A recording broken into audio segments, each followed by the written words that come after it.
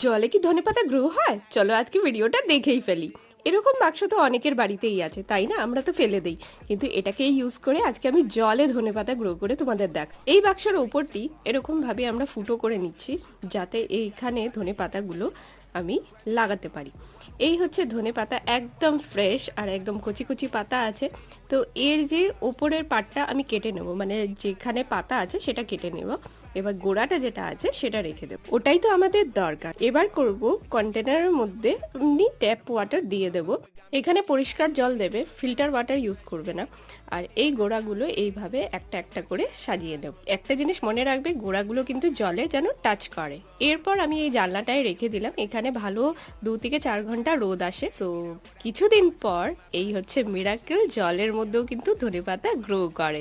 জলটা আমরা 2 দিন পর পর চেঞ্জ করতে থাকবো। এটাকে বলে হাইড্রোফোনিক ফার্মিং। কেমন লাগলো অবশ্য জানিও।